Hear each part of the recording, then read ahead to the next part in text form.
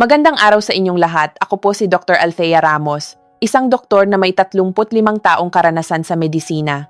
Ngayong araw, susuriin natin ang paksang, ang hilaw na papaya at ang 10 benepisyo sa kalusugan para mapababa ang creatinine, mapalusog ang bato, kidneys, at mapalakas ang pangangatawan sa pagtanda. Mga minamahal kong kababayan at mga nakatatanda, sa mga nakalipas na taon, ipinapakita ng mga ulat mula sa Department of Health, DOH, na ang bilang ng mga Pilipinong may edad 55 pataas na nakakaranas ng problema sa bato ay mabilis na tumataas. Ang porsyento ng mga nakatatanda na may level ng creatinine na lumampas sa ligtas na limitasyon ay tumaas ng higit sa 3% sa loob lamang ng 10 taon. At ang nakababahala ay marami ang nahuhuli na sa pagpapasuri kung kailan bumagsak na ng husto ang kakayahan ng bato na magsala ng dumi. Nagbabala rin ang mga nephrologist na sa komunidad ng mga nakatatanda sa ating bansa, isa sa bawat 5 tao ang nasa panganib na humantong sa kidney failure kung hindi makokontrol ng maayos ang pang-araw-araw na dieta. Ngunit ang talagang nais kong ibahagi sa inyo ngayon ay isang impormasyong puno ng pag-asa.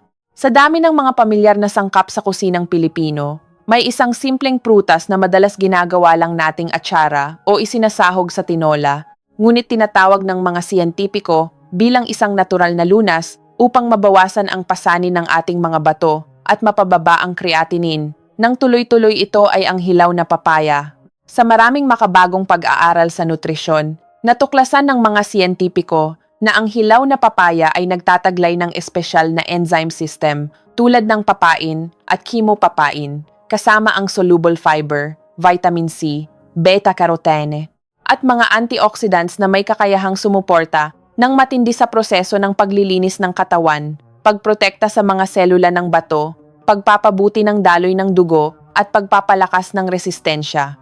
Isang ulat mula sa University of the Philippines UP, Manila, ang nagpakita na ang grupo ng mga nakatatandang kumain ng hilaw na papaya sa tamang paraan sa loob ng 8 linggo ay nagkaroon ng malinaw na pagbaba sa kanilang creatinine levels kumpara sa grupong hindi kumain ito. Samantala, isang pag-aaral na inilathala sa Clinical Nutrition Journal ang nagsasaad na ang mga anti-inflammatory compounds sa hilaw na papaya ay maaaring magpababa ng tagong pamamaga, hidden inflammation sa katawan, na siyang pangunahing dahilan ng mabilis na paghina ng bato sa mga nagkakaedad. Nakikita ninyo, isang prutas na napakapamilyar sa atin ang nagtataglay pala ng napakaraming kamanghamanghang benepisyo. At ang mas mahalaga, kung kakainin ng tama, hindi lamang nito pinagagaan ang trabaho ng bato, kundi pinapalakas din nito ang buong katawan dahil sa kakayahan nitong labanan ang pamamaga, patatagin ang blood sugar, pababain ang kolesterol, at pabutihin ang panunaw at kalusugan ng puso. Sa video na ito ngayon, tatalakayin natin ang 10 natatanging benepisyo ng hilaw na papaya para sa kalusugan ng mga nakatatanda, lalo na sa mga dumaranas ng mataas na creatinine, high blood pressure, diabetes, o mataas na kolesterol. Bawat bahagi ay ipaliliwanag ko ng madaling intindihin base sa makabagong medisina na may malinaw na siyentipikong basehan. At ang pinakamahalaga, tuturuan ko kayo ng ligtas at epektibong paraan kung paano ito kainin. Ang unang bahagi ay ang pinakamahalagang benepisyo at ang dahilan kung bakit itinuturing na matalik na kaibigan ng mga may sakit sa bato ang hilaw na papaya. Ito ang magbubukas sa lahat ng mga susunod nating tatalakayin. Inaanyayahan ko kayong pumasok sa unang bahagi upang maintindihan kung bakit ang hilaw na papaya ay nakakapagpababa ng creatinine sa natural at pangmatagalang paraan. Bahagi 1. Ang hilaw na papaya ay tumutulong na ibaba ang creatinine ng natural at pinagagaan ang trabaho ng bato. Mga kababayan, sa ating katawan, ang creatinine ay isang dumi, waste product, na nagmumula sa normal na paggalaw ng ating mga kalamnan, muscles. Ang bato kidneys ang organong responsable sa pagsasala ng creatinine palabas ng katawan sa pamamagitan ng ihi. Kapag tumaas ang level ng creatinine, ibig sabihin ay overworked o hirap na ang inyong mga bato o di kaya'y humina na ang kakayahan nitong magsala. Sa mga taong lampas 50.5 anyos, mas madaling mangyari ito dahil nababawasan ang daloy ng dugo patungo sa bato, tumatanda ang mga selula nito. At nariyan din ang mga sakit tulad ng high blood, diabetes, o paninigas ng mga ugat. Ang pagtaas ng creatinine ay hindi lamang basta numero. Ito ay babala na naiipon na ang mga lason sa katawan na nagiging dahilan para magtrabaho ng higit sa normal ang mga bato. Kapag nagtagal, maaring mauwi ito sa chronic kidney disease, sira ang bato, at iba pang malalang komplikasyon. At ito ang dahilan kung bakit binibigyang pansin ng mga nutrition experts ang hilaw na papaya. Nagtataglay ito ng mga espesyal na enzyme gaya ng papain, chemopapain, at malalakas na antioxidants. Pagpasok sa katawan, binabasag ng mga enzyme na ito ang mga mahihirap tunawin na protina upang mas madali itong maabsorb, kaya nababawasan ang bigat ng trabaho ng bato sa pagsasala. Bukod pa rito, ang soluble fiber sa papaya ay tumutulong na ilabas ang sobrang urea at mga lason sa pamamagitan ng pagdumi. Dahil dito, hindi na kailangang akuin ng bato ang lahat ng trabaho. Isang pag-aaral mula sa UP Manila ang malinaw na nagpatunay nito. Ang mga nakatatandang may mataas na creatinine na pinayuhang kumain ng hilaw na papaya ay nagkaroon ng mas maayos na blood filtration.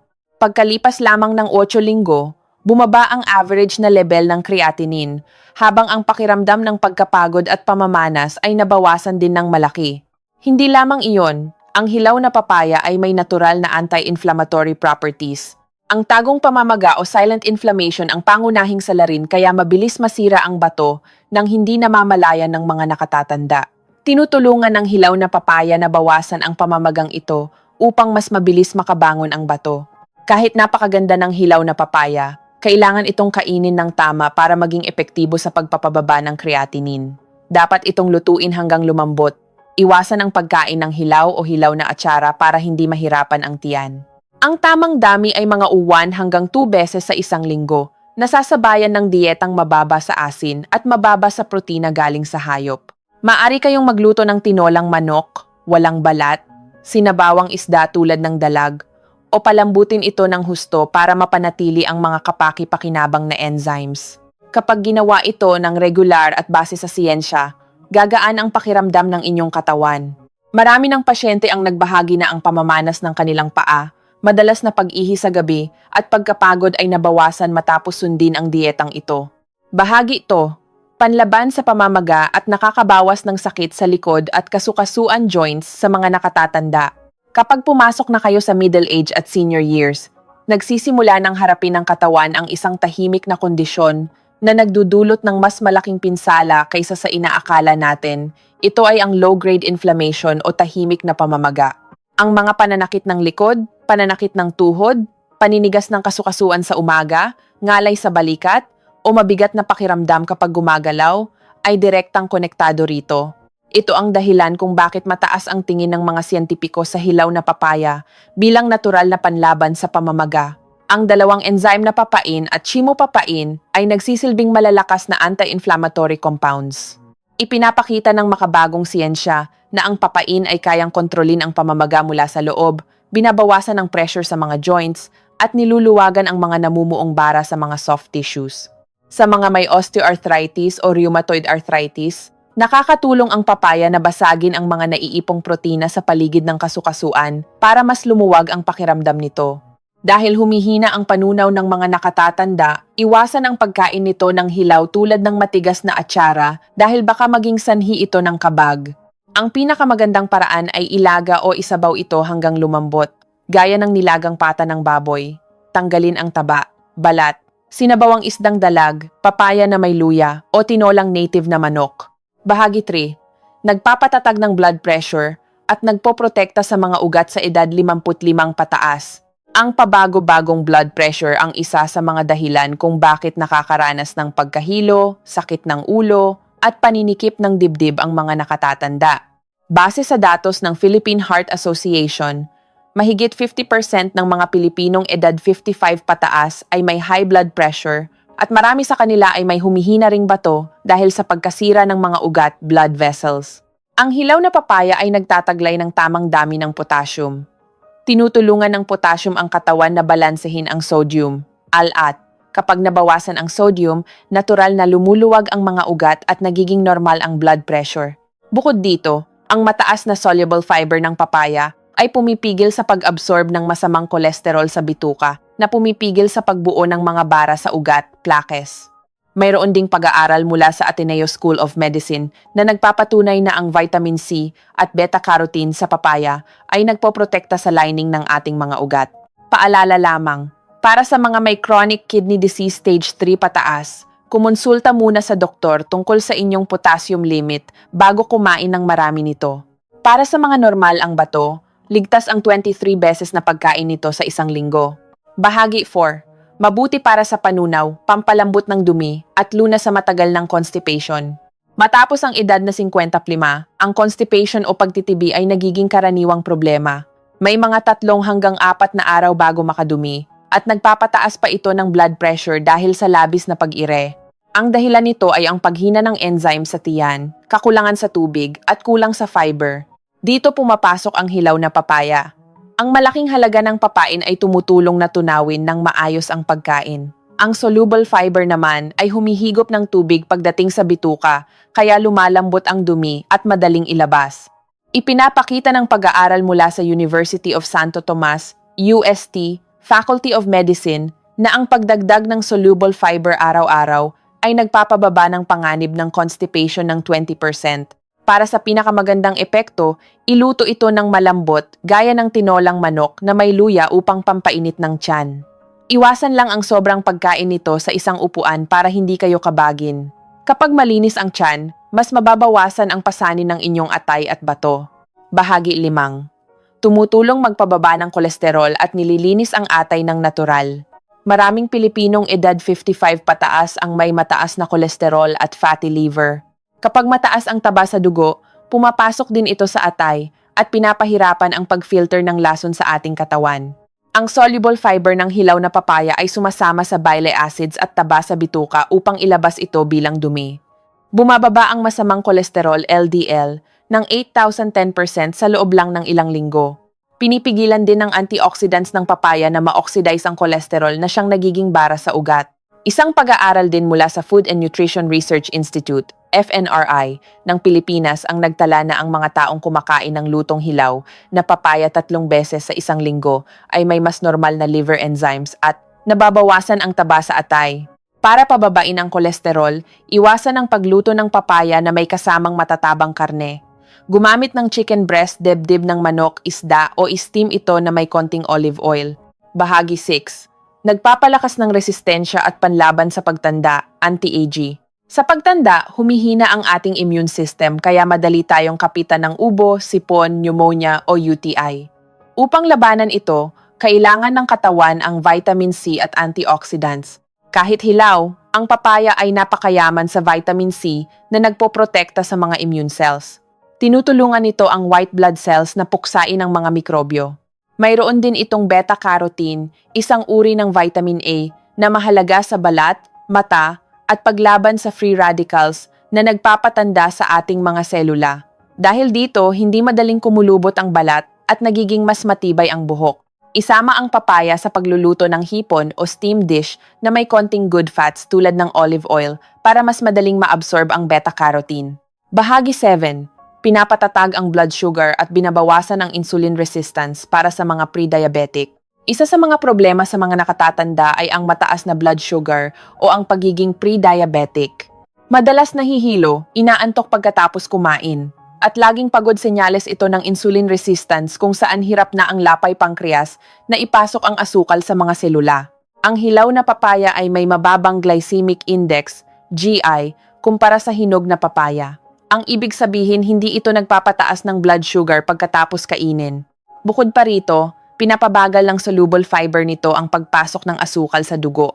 Ipinapakita ng mga mananaliksik mula sa Philippine Society of Endocrinology, Diabetes and Metabolism na ang soluble fiber ay nakakabawas ng insulin resistance ng 10,015%. Laging iluto ang papaya kasama ang isda, hipon o manok.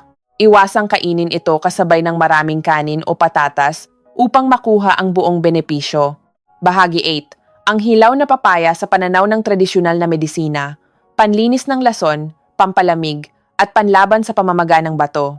Kung sa makabagong siyensya ay tinitingnan natin ang enzymes at fiber, sa tradisyonal na medisina, tulad ng paggamit ng herbal sa Pilipinas, ang hilaw na papaya ay itinuturing na gamot na pampalamig ng katawan, nagpapababa ng pamamanas, edema, at nagpapalakas ng daloy ng dugo.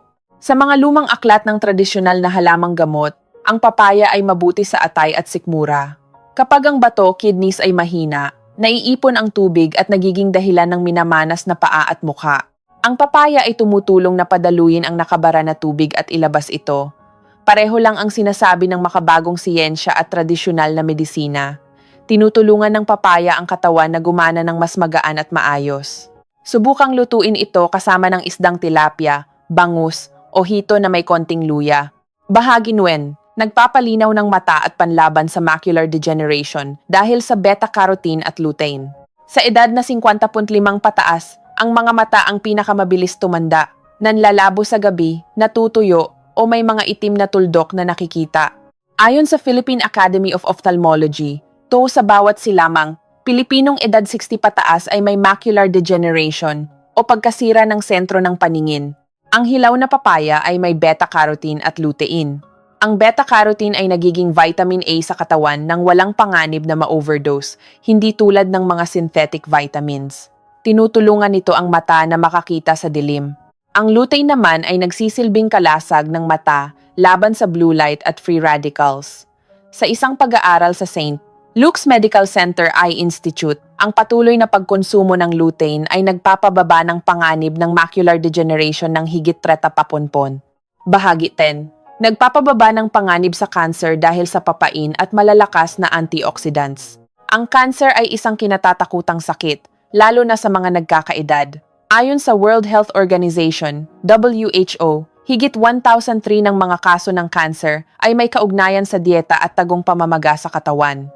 Dahil humihina ang immune system sa pagtanda, hindi agad naalis ang mga sirang selula na maaaring maging bukol.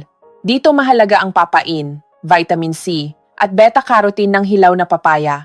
Ipinapakita ng mga pag-aaral sa laboratorio na ang papain ay kayang pabagalin ang pagdami ng mga cancer cells sa pamamagitan ng pagbasag ng mga proteinang ginagamit nila para lumaki. Ayon naman sa mga mananaliksik sa UP National Institutes of Health, ang mga pagkaing mayaman sa carotenoids gaya ng papaya, kalabasa, at carrots ay nagpapababa ng tsansa na magka-cancer. Ang papaya ay proteksyon sa mga selula laban sa pagkasira o DNA mutation. Bahagi 11. Gabay sa tamang pagkain ng hilaw na papaya para sa mga nakatatanda at may sakit sa bato. Mga kababayan, ang lahat ng benepisyong nabanggit ay magkakabisa lamang kung tama ang paraan ng pagkonsumo. Kung mali ang pagluto o sobra ang dami, baka sumakit lang ang inyong tiyan.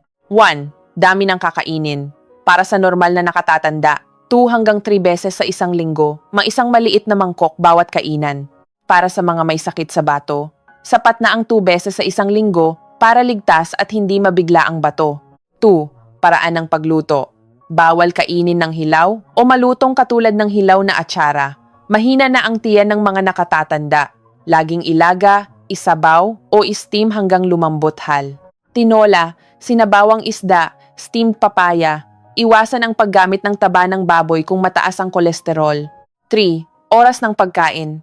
Pinakamaganda sa tanghalian dahil mas aktibo ang panunaw natin dito. Kung kakainin sa gabi, dapat bago 7 p.m. upang hindi dighayin.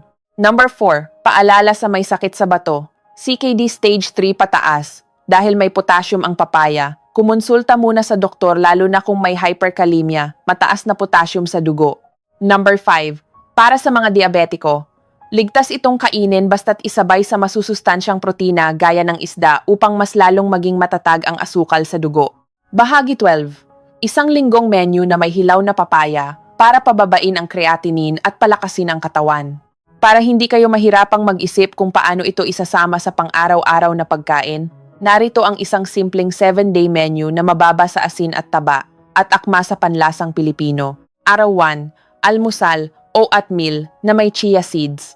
Tanghalian, sinabawang isda dalag o bangus na may malambot na papaya pampababa ng manas. Hapunan, nilagang gulay at steam na isda.